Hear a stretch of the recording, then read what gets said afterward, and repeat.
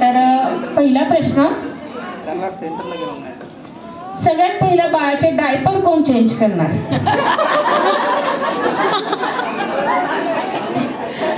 पटते दोघांना? सगळ्यांना पटते की तिकडे बाबा दाखवतीये, हा एक फक्त आई दाखवतोय? दोघांची जबाबदारी आहे. आता रेशमामध्ये दोघांची जबाबदारी आहे. चालेल. तर असं तुम्हाला काय वाटतंय की बाळ सगळ्यात जास्त कोणासारखं दिसलं पाहिजे, बाबासारखं की आईसारखं? स्वप्नीलने क्यूट उत्तर दिलंय, दोघांसारखं. जोरदार टाळ्या स्वप्नीलसाठी.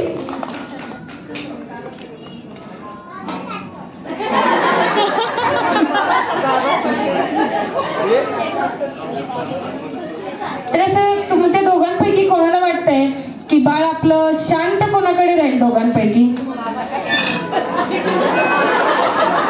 खरंच अवघड आहे दोघांचं खरंच.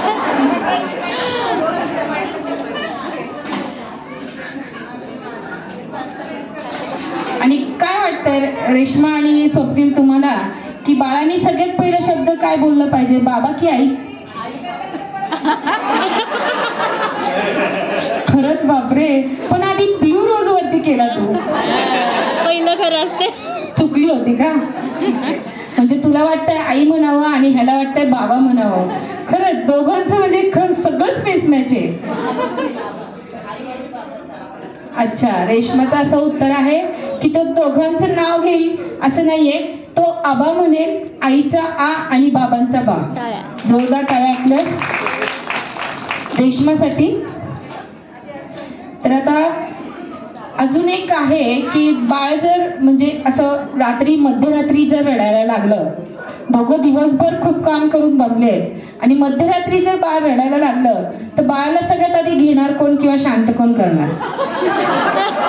नशीब एक तरी उत्तर दोघांचं बरोबर आलंय. ती पण म्हणते बाबा आणि स्वप्नील तर कबूलच करतोय मीच करणार. जोरदार टाळ्या आपल्या स्वप्नीलसाठी.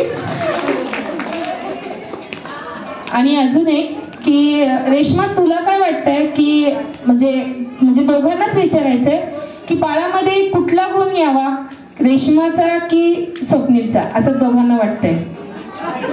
खरंच किती क्यूट. स्वप्नीला वाटतंय आईचा गुण यावा आणि रेश्माला वाटतंय आपल्या स्वप्नीलचा गुण यावा. खरंच खूप भारी. दोघांचेही उत्तर छान आहेत. दोघांसाठी जोरदार टाळ्या.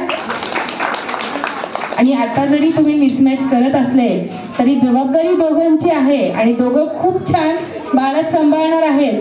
खरंच परत एकदा दोघांसाठी जोरदार टाळ्या. आणि आता आपण पुढे वळूया. पेढा येणार की बर्फी येणार?